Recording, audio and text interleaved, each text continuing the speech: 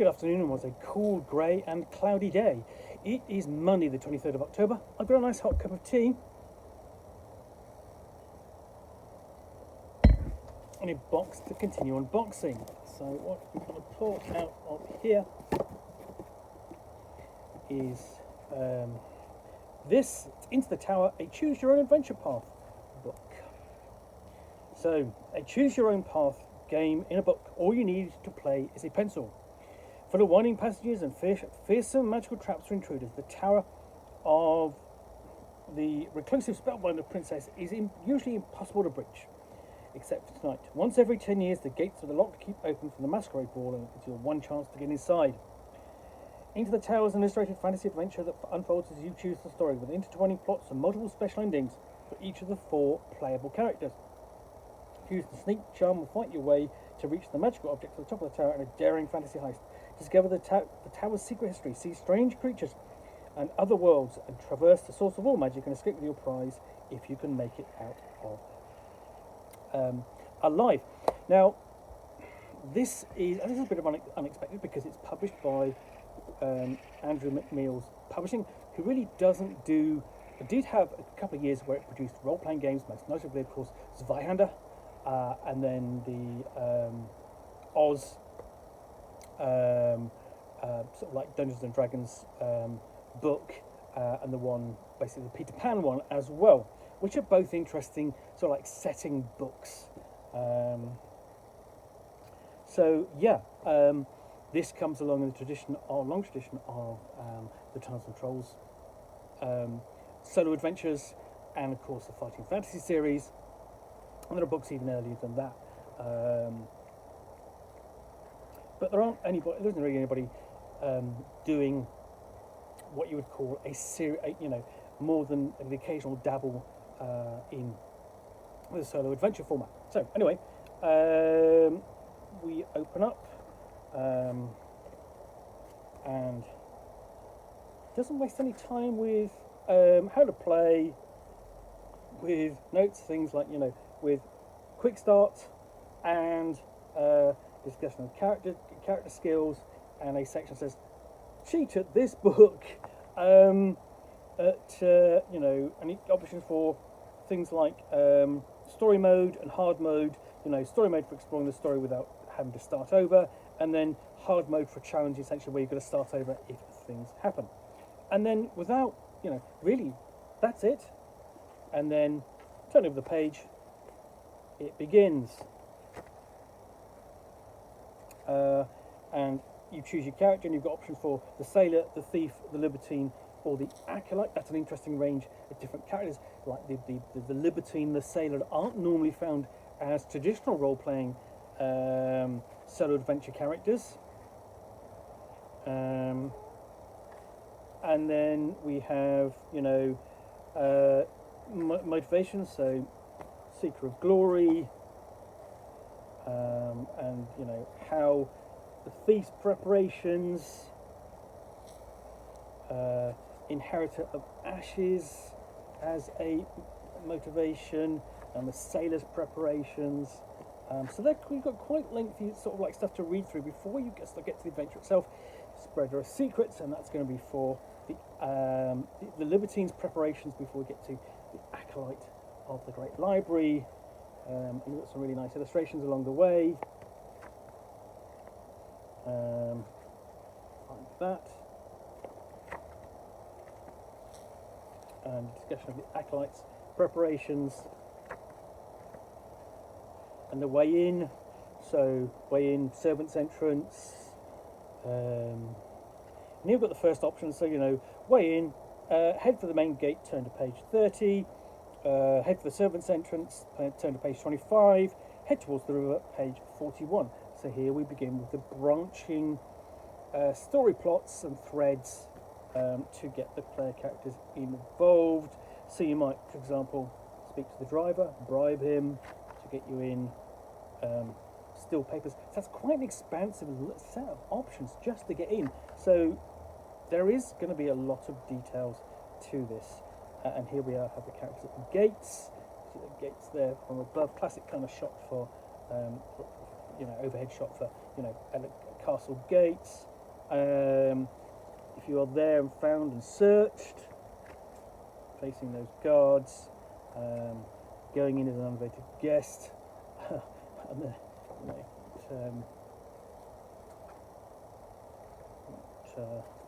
and then getting further into the castle, the Outer Bailey, and the other option is the river.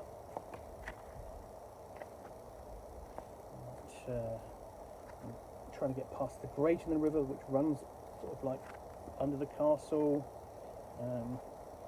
going through the servants' corridors. So it's quite text heavy, as I said.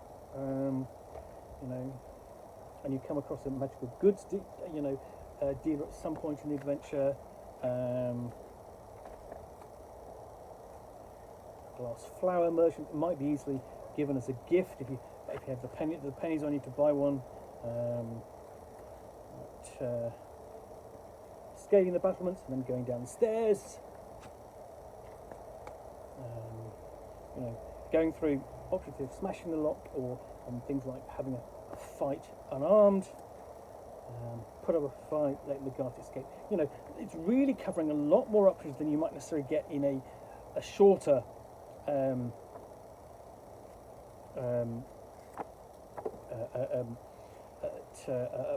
solo adventure book, because this does run to over 300 pages. So that's about 290 or so pages of 280 or so pages of actual adventure, you know, with different options, and so sneaking through the floor, you know, using the stealthy approach and what's inside. A nicely touched a secret tunnel, and it's white text on black. You know, that's a nice idea. So, you know, this is a secret tunnel. It's in darkness. To examine the lock, and you've got quite a huge amount of text there just to explore this one item. It's going to be very involving. What happens if you're trapped in the dungeon?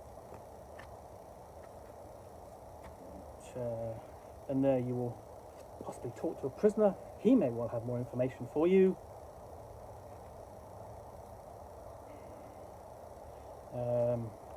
You know, tell the prisoner the truth about what you're doing, abandon your plans. You know, lots of things to do. You know, possibly escape with the prisoner.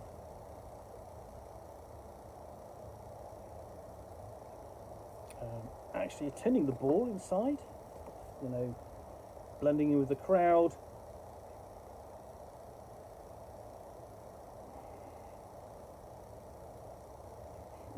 Encountering someone you shouldn't.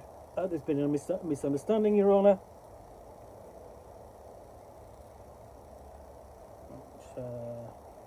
What happens if you attract attention, or you know, perhaps where you're always a stranger because you're wearing a mask at the ball.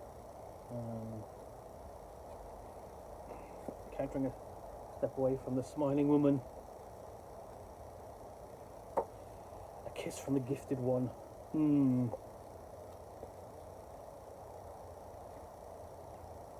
Definitely more than she seems. Another guest, the guest with the silver hair. Table of dignitaries.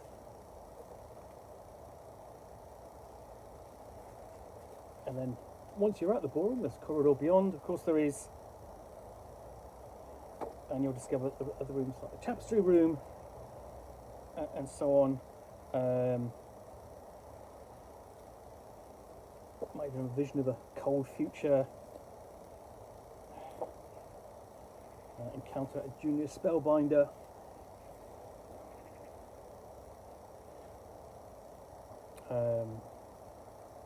Join the party in the golden halls. So there's a lot to discover and find in this in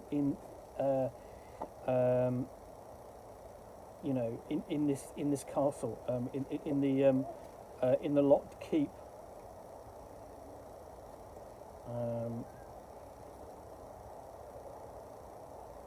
Let's see.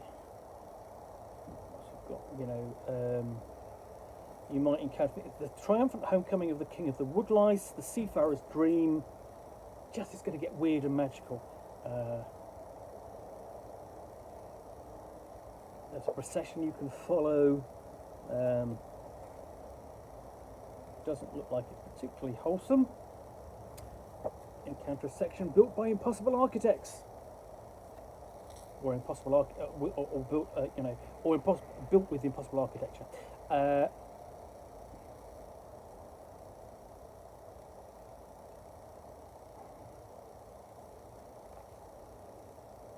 So you get the feeling essentially you're definitely travelling in and out of this tower, often far beyond. And here we have options that, like, having reached a certain point in the tower, we have the librarian's preparations, the thief's final thoughts. So you've got the discovering the princess's lab, the bearer's secret.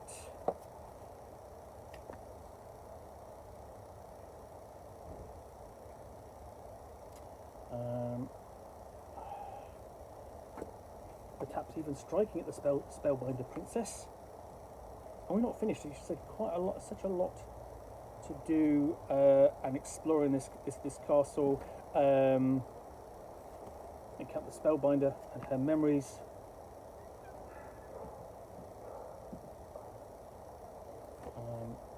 Suffer a curse or two.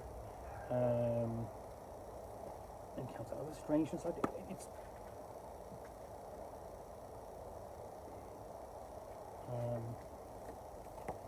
look to the future.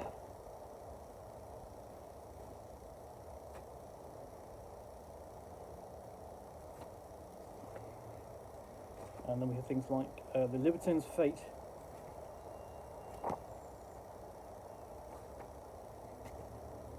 So each of the characters gets different options in terms of what's happened. So we've got more than one for each of the different characters.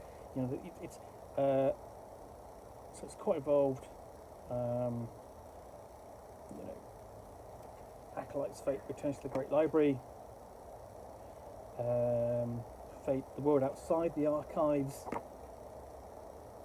Just so much here to explore and play through multiple times, because essentially you've got different outcomes, you've got different characters. And you've got character sheets at the end for the four character types, so the thief, the sailor, the libertine, and the acolyte. A list of achievements, even options here for creating your own character. Character prompt tables for ideas. An example at the end, so on, and then a quick breakdown of who made this, who drew what, and so on. So yeah, so that looks to be narratively quite a complex storyline, different characters, different kind of plots intertwining. Can we quite change from atypical fighting fantasy or other more commonly available solo adventure book? So that's Into the Tower, published by Andrews McMeel Publishing. Anyway, hope you've enjoyed this unboxing the Nook. If you have, then please do click on the like button down below. And of course, if you've got any comments or feedback, I do appreciate you taking the time to post those. And lastly, if you want to be alerted to get more unboxings of the Nook, where you'll see me out here with a box containing a book or game, which I'll unbox and chat about to the best extent of my knowledge for roughly 10 minutes or so, all of course accompanied by a nice hot cup of tea, then please do click on the subscribe button down below. Thanks again for watching. Be back again soon with another unboxing the Nook. Bye for now.